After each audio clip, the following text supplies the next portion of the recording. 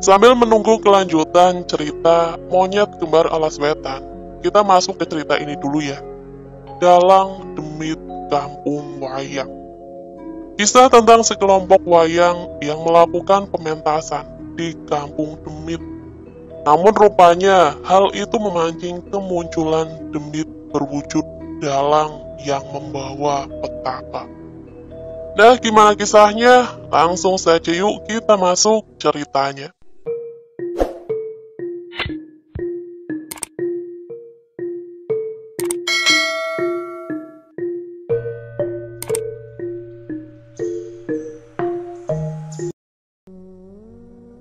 Demit, kamu nyariin ini kan? Ucap Panjul dengan sombong. Di tengah-tengah kedua bocah itu sudah menumpuk boneka wayang kulit hitam yang sebelumnya berwujud demit. Aku tertawa. Rupanya Danan dan Panjul mengambil kesempatan untuk mengumpulkan wayang milik demit itu. Tetapi aku tetap heran, mengapa kedua bocah itu tidak terpengaruh dari kekuatan hitam yang dulu mencoba merasukiku saat memegang wayang itu. Panjul mengeluarkan sebuah benda dari sakunya. Itu adalah korek api tua dengan ukiran kuno. Aku tahu, korek itu adalah salah satu pusaka yang diwariskan kepada kami. Panjul, korek itu? Tanya Bimo. Maaf Pak Le, bule yang nyuruh Cahyo bawa korek ini waktu memeriksa ke pabrik gula. Nanti Cahyo balikin pas sampai rumah, ucapnya sambil menyalakan korek itu dan membakar seluruh boneka wayang kulit milik dalang itu. Api dari korek pusaka itu mampu menahan kekuatan hitam dari benda itu dan menghanguskannya hingga tak tersisa. Wajah penuh marah muncul dari dalang itu. Kalian tahu berapa banyak kulit manusia yang kugunakan untuk membuat wayang itu? Ucapnya geram. Seketika ia mengeluarkan dua buah benda yang tidak biasa. Wayang berwujud naga Jawa, seperti yang kami lihat sebelumnya. Dan satu lagi wayang Kurawa, yang sepertinya merupakan ras buto. Kalau kalian suka memainkanku, harusnya kalian juga suka dengan ini. Ucap dalang itu sembari melemparkan wayang kulit berbentuk Kurawa itu ke arah Danan dan Panjul. Mereka seperti bersiap menerima benda itu. Namun tepat sebelum mencapai tanah, wayang itu berubah menjadi raksasa besar dan menggempaskan kedua bocah itu. Panjul, Danan! Teriak Bimo yang khawatir dengan keadaan mereka. Kurang ajar! Ucapku yang segera menerjang dalang demit itu. Namun wayang satunya, yang berwujud naga hitam mengibaskan ekornya dan membuatku terpental. Sebelum sempat menolong kedua bocah itu, demit berwujud Kurawa menahan Bimo, bersamaan dengan dalang demit yang sudah menggenggam kerisnya untuk menyerang kami. Aku tidak bisa fokus melawan makhluk-makhluk itu, sementara demit buto tadi menghancurkan sisi bukit batu tempat Danan dan Cahyo berada tadi. Entah, aku harus berbuat apa, antara harus menolong Danan dan Panjul atau bertarung dengan demit itu. Apalagi kami sama sekali tidak bisa meremehkan naga yang muncul dari wayang miliknya. Wayang itu sangat berbeda dengan demit-demit keroco tadi. Wayang itu dibuat material yang berbeda, sama seperti wayang Kurawa Buto yang mencelakai Danan dan Panjul. Api hitam dari naga Jawa itu bahkan bisa menghapuskan geni Baraloka milik Bimo. Sedangkan pikiranku terbagi dengan kekhawatiran akan Danan dan Panjul yang jatuh di jurang itu. Mas Bisma, kita titipkan kedua anak itu pada perlindungan Gusti yang Maha Kuasa. Fokuslah pada pertarungan ini, ucap Bimo. Ucapan Bimo benar. Tepat setelah kata-katanya, suara dentuman terdengar dari bawah jurang. Itu menandakan demit buto itu masih melancarkan serangan, yang berarti Danan dan Panjul masih hidup. Aku sedikit tenang, namun tetap saja pikiranku masih terbagi pasti begitu juga dengan Bimo.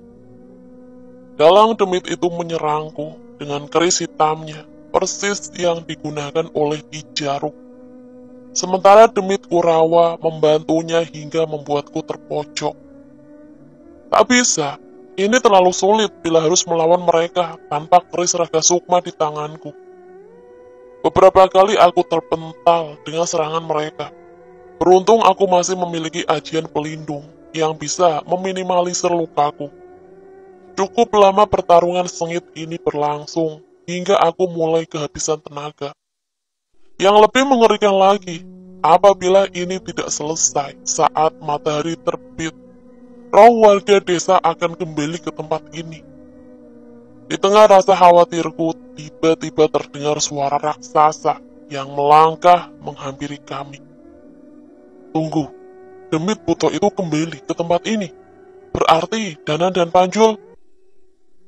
Sudut pandang Danan. Kemunculan raksasa dari wayang dalang demit itu membuatku dan Cahyo terjatuh ke sebuah jurang dangkal di pinggir bukit. Siapa kamu? Samar-samar terdengar suara seperti tadi. Aku datang ke tempat ini. Ternyata suara itu berasal dari dalam bukit batu itu. Siapa itu? Teriaku mencoba mencari tahu siapa pemilik suara itu. Kamu yang merusak tempat tinggalku. Bukan, dalang demit sama anak buahnya yang merusak, jawabku. Tepat setelah aku berteriak, langkah kaki besar menyapu pohon-pohon sekitarku, seolah memang mengincar kami. Danan, lari! Teriak Panjul yang sepertinya menjadi sasaran utama makhluk itu. Aku bersembunyi di balik pepohonan sebelum memutuskan apa yang terjadi. Kenapa keris itu bisa ada sama kamu? Keris? Apa maksud makhluk itu adalah keris Raga Sukma yang ada di dalam sukmaku? Ini pusaka warisan Bapak. Dari mana kamu tahu benda ini? Tanyaku penasaran. Aku kenal pemilik keris itu. Mbah kenal sama Bapak? Tanyaku dengan polos. Mbah. Kalau kenalannya Bapak berarti aku manggilnya Mbah kan? Ya, manggil Mbah nggak apa-apa. Belum sempat melanjutkan pembicaraan lagi. Tiba-tiba rumah yang berada di sebelahku menjadi porak-poranda oleh demit raksasa itu. Aku khawatir dengan keadaan Panjul. Namun saat makhluk itu menemukan keberadaanku, ia segera berlari dan mengayunkan pukulannya kepadaku. Aku tak mampu menghindar dari serangan sebesar itu, dan hanya dapat meringkuk pasrah atas hasil dari serangannya. Namun hingga beberapa saat, tak ada satupun serangan yang mengenai tubuhku. Ternyata saat aku membuka mata, muncul sesosok makhluk raksasa yang berdiri di hadapanku. Pemilik keris itu sebelumnya bukan pengecut. Pertarungan dengannya bahkan tidak bisa kulupakan sampai sekarang, ucap raksasa itu. Suara dari makhluk itu persis seperti suara yang muncul di pikiranku tadi. Mbah, ucapku yang tak tahu harus berkata apa. Aku Buto Lireng, raksasa penguasa bukit batu ini. Ucapnya seolah menyatakan keberadaannya. Jadi, makhluk ini yang merusak wilayah kekuasaanku. Aku mengangguk. Namun aku penasaran bagaimana Bapak bisa mengenal makhluk ini. Sebuah pukulan keras dari Buto Lireng menghempaskan demit wayang Buto yang dipanggil oleh dalang demit itu. Hebat Mbah, keren, mirip kayak Prabu Dasamuka di cerita Ramayana. Ucapku yang takjub dengan kekuatan raksasa itu. Prabu Dasamuka, maksud kamu Rahwana? Ucap raksasa itu. Iya Mbah, aku baru tahu ada Buto yang suka cerita wayang. Jawabku. Bocah kecil, aku berada dari zaman yang diceritakan di pewayangan. Tak masalah, kamu menyamakanku dengan Rahwana. Cinta sejatinya pada Sinta memang pantas dihormati. Ucapnya. Ini hal yang aneh. Aku berada di antara pertempuran antar kedua raksasa. Namun pembicaraanku dengan Putolireng membuatku tidak merasakan takut sama sekali. Kau tahu seranganku barusan, ayahmu dapat menahan dengan ajian miliknya dan mengembalikan tanganku hingga berlipat-lipat. Ceritanya, Bapak sehebat itu? Tanyaku. Lebih hebat, aku kalah dan berjanji untuk tidak mengganggu manusia lagi. Tapi aku selalu merindukan waktu untuk bertarung dengannya. Jelasnya. Seketika aku membayangkan pertarungan hebat antara Bapak dan Putolireng, sang penguasa Bukit Batu ini. Demi wayang Puto itu kembali menyerang, namun Putolireng dengan mudah menahannya dan menyerang dengan bertubi-tubi. Danan, sopo kuwi? Keren! Ucap Cahyo yang tiba-tiba muncul di tengah pertempuran ini. Itu Mbah Putolireng, konconya Bapak. Jawabku. Putolireng menoleh pada Cahyo yang kembali dari persembunyiannya bersama Kliwon. Keren, kalian belum lihat serangan ini. Seketika Putolireng mengayunkan lengannya berkali-kali hingga telapaknya berubah menjadi batu. Ia melompat setinggi-tingginya dan menghujamkan pukulan sekeras-kerasnya ke demit wayang Puto itu, hingga tidak berdaya dan kembali menjadi wayang kulit. Seketika Kliwon berlari mengambil wayang itu, sementara Cahyo menyalakan api dari korek pusaka dan membakarnya. Matur suwun, Mbah, teriakku pada sosok besar penjaga Bukit Batu itu. Sudah, kesini, tak bawa ke atas. Aku mau melihat bagaimana ayahmu sekarang. Ucapnya sambil mengajak kami berdua menaiki lengannya. Dengan mudah kami menaiki jurang kecil itu, hingga melihat kondisi di puncak Bukit Batu ini. Hingga pemandangan yang mengenaskan terlihat di hadapan kami. Bapak dan Pak Lek kewalahan menghadapi sosok naga dengan mahkota di kepalanya, yang mampu menyaingi api milik Pak Lek, dan Bapak harus menghadapi dalang itu dengan tangan kosong. Mas Bisma, itu Putolireng, ucap Pak Lek yang panik dengan kedatangan Putolireng di hadapan mereka. Mereka terlihat semakin panik, namun saat melihat kami berdua ada di bahunya, Bapak segera mundur mengambil jarak. Putolireng, untuk apa kamu kemari? Ucap Bapak yang seperti sudah biasa berbicara dengan makhluk ini. Menyaksikan kematianmu, jawab Putolireng. Sudut pandang Bisma. Sosok raksasa mendekat dari belakang kami, tepat dari arah jurang tempat Danan dan Panjul tadi terjatuh. Tunggu, demit Puto itu kembali ke tempat ini, berarti Danan dan Panjul. Aku menjaga jarak dan memutuskan untuk memeriksa ke jurang. Namun raksasa yang muncul itu ternyata bukan demit wayang, anak buah dalang itu. Mas Bisma, itu Putolireng, ucap Pak Le yang panik dengan kedatangan Putolireng di hadapan mereka. Apalagi ini, setelah dalang demit kini Putolireng, musuhku, terdahulu datang menghampiri kami. Tapi sebelum aku semakin panik, aku melihat Danan dan Cahyo muncul dari punggung Putolireng. Aku benar-benar tidak mengerti dengan semua ini. Putolireng, untuk apa kamu kemari? Ucap Bapak yang seperti sudah biasa berbicara dengan makhluk itu. Menyaksikan kematianmu, jawab Putolireng sambil menatapku.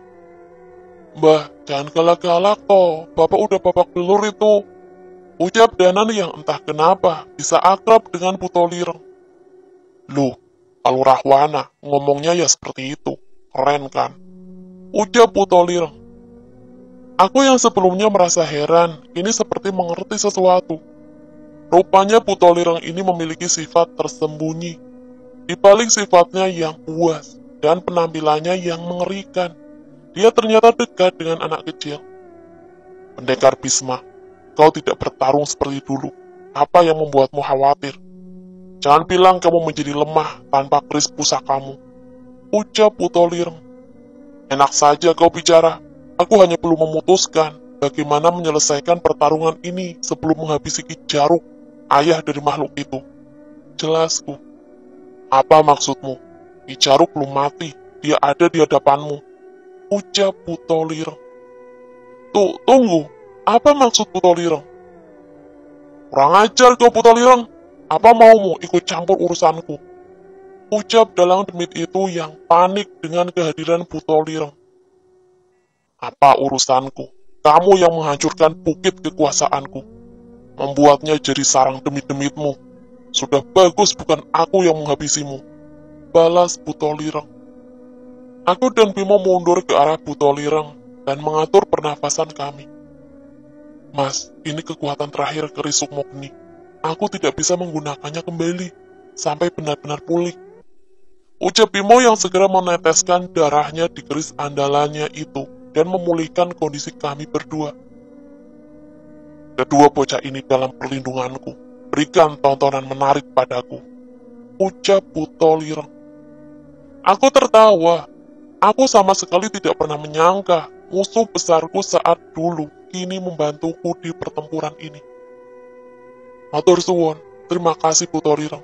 Aku berhutang satu. Berkat Putolireng aku sadar, rupanya yang sedari tadi di hadapan bukanlah anak dari Ki Jaruk. Dia adalah Ki Jaruk sendiri yang tubuhnya sudah mati, dan kini rohnya berubah menjadi demit. Dengan wujud rohnya ini, dia bisa membuat penampilannya menjadi lebih muda. Aku benar-benar tertipu dengan strategi drama bodoh Ki Jaruk ini. Tidak akan ada bedanya bila raksasa sialan ini tidak ikut campur. Kalian tetap akan mati di tanganku, ucapnya yang segera memerintahkan Wayang Kurawanya untuk menyerangku. Danan, perhatikan ini. Aku membentuk sebuah kepalan tangan dan membacakannya doa dan mantra yang baru saja kupelajari. Ini adalah ajian yang digunakan pendekar zaman kerajaan terdahulu. Tepat saat Wayang Kurawa ini mendekat, aku menghujamkan sebuah pukulan jarak jauh yang sudah diperkuat dengan kuasa pemberian Sang Pencipta. Seketika demit Kurawa itu terhempas dan kembali menjadi sesosok wayang. Itu adalah ajian lebur sakti. Ingat itu Danan. Ucapku yang segera menyusul Ki Jaruk dan bersiap menghadapinya 1 lawan 1. Keren, bapakmu keren. Ucap Cahyo yang terkesima dengan seranganku. Terlihat kera kecil di pundaknya juga melompat kegirangan. Bapakmu memang pantas menjadi lawanku, ucap Putolireng pada Danan yang masih dengan wajah terkesimanya. Kalau ini namanya jurus pamungkas Bimo Pendekar Sambara, pembakar angkara geni Baraloka. Ucap Bimo yang sepertinya tidak mau kalah dengan atraksiku. Ia menggunakan sisa kekuatannya untuk menyalakan lagi api yang kunamai sebagai geni Baraloka itu, untuk menyaingi api hitam demit berwujud naga itu. Sudah Pak Le, nggak usah ikut-ikutan, diketawain sama Kliwon tuh, ucap Panjul yang mencoba meledek Pak Le-nya itu. Asem kamu, awas, nanti pulang ke desa, siap-siap jalan kaki. Bimo balas menggoda Panjul. Di tengah pertarungan ini aku bersyukur bahwa dalam keadaan mencekam seperti ini, Danan berada bersama orang-orang, maksudku makhluk-makhluk baik yang melindunginya. Mungkin inilah pelengkap dari takdir besarnya. Ia tidak hanya harus menghadapi banyak bahaya, tapi ia juga akan ditemani orang-orang dan makhluk yang akan mewarnai hidupnya. Sekali lagi aku membacakan mantra di kepalan tanganku dengan sempurna. Seluruh kekuatan yang kusimpan kukerahkan dengan serangan ini. Itu Danan, ajian lebur sakti lagi, ucap Cahyo dengan penuh semangat. Danan mengangguk, menelan ludahnya dan berusaha tidak melewatkan apapun dari pertarungan ini. Sayangnya strategiku tidak semudah itu. Aku harus membiarkan Ki Jaruk menghunuskan kerisnya pada tubuhku. Baru setelah itu aku menyerangnya dengan ajian ini. Semoga saja mereka memaafkanku atas pilihanku ini. Pak De, ayo serang, ucap Cahyo. Iya Pak, tunggu apa lagi? Lanjut Danan. Tidak, aku masih harus menunggu Ki Jaruk untuk lebih dekat. Tepat saat api putih Bimo membakar demit naga yang berasal dari wayang itu. Ki Jaruk mendekat menggunakan semua kekuatannya untuk menyelimuti keris hitamnya dengan aura gelap dan berlari menghujamkannya padaku. Sebuah benda menusuk tepat di bahu kiriku.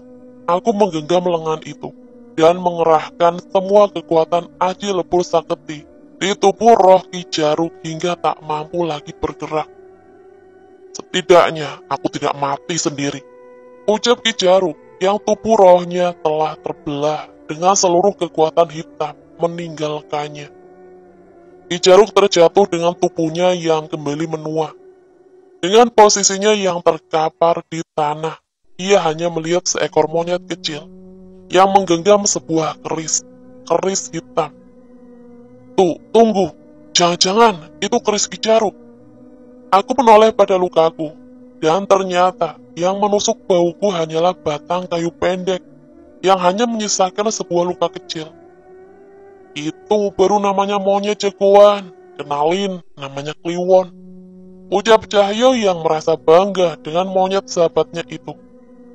Kerak kurang ajar, Ki Jaruk mengumpat dengan seluruh tenaganya sambil menatap monyet kecil itu. Bukannya takut, monyet kecil itu malah mendekati Ki Jaruk dan mengeluarkan energi besar yang menciptakan bayangan seekor kera raksasa. Ki Jaruk terlihat ketakutan, entah apa yang membuatnya seperti itu, hingga bisa membuat Ki Jaruk bereaksi seperti itu. Setelahnya Kliwon meninggalkan Ki Jaruk yang tubuhnya mulai menghilang, dan dipastikan ia tak akan pernah lagi muncul di alam ini. Tiba-tiba suara keras terdengar dari pukulan Butolireng di tanah sekitarnya. Aku senang, rasa bosanku hilang. Cerita ini akan menemaniku saat tertidur lagi di bukit ini, ujar Butolireng dengan penuh semangat. Pendekar, didik anakmu dengan benar. Kembalilah kemari dan bermainlah denganku ketika ia sudah sehebat dirimu. Butolireng menurunkan kami dan meninggalkan kami kembali ke dalam bukit batu di bawah tempat kami bertarung. Matur suwun, Mbah, teriak Danan mengantar kepergian Butolireng, sosok raksasa penguasa bukit batu. Bukan, pelindung bukit batu di ujung desa Gandimaya. Tepat saat kepergiannya, matahari mulai terbit di sela-sela pegunungan. Kami memandangnya sambil terbaring di atas bukit batu, melepas semua lelah yang terjadi semenjak pertempuran tadi. Ternyata pemandangan indah inilah yang selalu dinikmati oleh Butolireng setiap paginya. Pantas saja dia selalu marah saat tempat ini dirusak oleh orang-orang yang tak bertanggung jawab. Setelah semua tragedi itu, kami berpamitan dengan warga desa dan Ki Derubaya. Setelah memastikan semua sudah kembali normal. Entah apa yang merasuki Danan, hingga ia jadi semakin sering mengajakku berlatih. Tentu saja dengan sisa umur yang kumiliki, aku mewariskan semua yang kumiliki pada Danan. Baik itu secara langsung maupun dengan caraku sendiri, yang semoga akan ia sadari nanti. Bimo kembali bersama Panjul dan Kliwon ke desanya. Sepertinya ia menghadapi masalah lain di bangunan pabrik gula tua di belakang desanya. Hal baiknya, Bimo pulang dengan menaiki motor Vespa pemberian kepala desa sebagai tanda terima kasihnya. Aku tidak mendapatkan motor Vespa seperti Bimo. Sebagai gantinya, Ikatan Dalang di desa Gandimaya akan membiayai seluruh biaya sekolah Danan hingga ia kuliah. Mereka berinisiatif seperti ini karena sudah tahu akan kondisi penyakitku. Di saat-saat penyakit ini mulai menyerangku, aku dan Kirana memutuskan untuk pindah di desa Gandimaya dan menghabiskan sisa hidupku di sini dengan warga yang ramah dan pementasan wayang yang selalu bisa menghiburku hingga melupakan penyakitku. Danan memang anak yang kuat, mungkin kemampuan yang ia miliki membuatnya merasa bahwa kematian hanya memisahkan raga dan roh, sehingga kami masih bisa berkomunikasi. Sayangnya kenyataannya lebih rumit dari itu. Beruntung aku sempat menyaksikan Danan tumbuh remaja. Ia sempat berbicara saat nanti melepas kepergianku, Danan ingin tinggal di rumah Bu Ranti, budenya di Jawa Barat, untuk mengenal budaya yang ia tidak ketahui. Bahkan ia sudah merencanakan untuk kuliah di Jogja. Entah bagaimana ia bisa sangat tertarik dengan Gunung Merapi. Tidak hanya Danan, Kirana juga ingin kembali melatih sindian-sindian muda di Sanggar Giderubaya. Itu meyakinkanku bahwa ia tidak akan pernah kesepian. Aku senang melihat pertumbuhan dan bagaimana ia mempersiapkan masa depannya. Tidak ada lagi yang kusesali di hidup ini. Aku sangat berterima kasih pada Tuhan Yang Maha Kuasa atas semua yang kualami dalam hidup. Bisma Pendekar Sambara pamit. Cerita tamat. Seorang pria datang seorang diri ke atas sebuah bukit batu di pinggir desa. Ia menikmati matahari yang terbit dengan indah di antara gunung yang mengitarinya. Maaf, kita tidak bisa bertarung lagi hari ini. Ini sudah batasku. Ucap Bisma yang menghampiri Butolireng di atas bukit itu. Bayangan sosok raksasa muncul mendekat ke arah pria itu. Sudah cukup. Setiap pertarungan kita akan selalu menjadi cerita penghantar tidurku di bukit ini. Ucap sosok raksasa itu. Apa aku boleh meminta sesuatu? Ucap Bisma. Katakan. Apa kau mengizinkan jasadku untuk bersemayam di sini? Aku suka matahari terbit di tempat ini. Raksasa itu menoleh dengan wajah yang kaget. Tentu saja, kehormatan untukku bisa menemani jasadmu di sini. Nanti aku tunjukkan tempat terbaik menonton pementasan wayang di desa itu. Tak hanya itu, setiap malam tentunya ada seekor rusa putih yang sangat cantik menghampiri bukit ini. Ada juga sekumpulan kunang-kunang yang menerangi malam di musim kemarau. Entah mengapa Butolireng menjadi semangat setelah mendengar permintaan Bisma.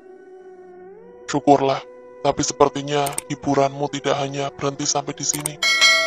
Mimpiku memperlihatkan Danan agar kembali ke sini bersama sosok leluhur kami. Sosok raksasa itu menoleh dengan wajah yang penasaran. Apa yang akan mereka lakukan di sini? Danan akan menghadapi hal besar, sesuatu yang berhubungan dengan tempat asal rasmu, Jagat Segoro Demit. Kalau begitu, aku akan tetap di sini untuk memastikan ia akan siap menghadapi bencana itu. Siapa yang akan bersamanya saat itu? Leluhur kami yang bernama Daryana Putra Sambara.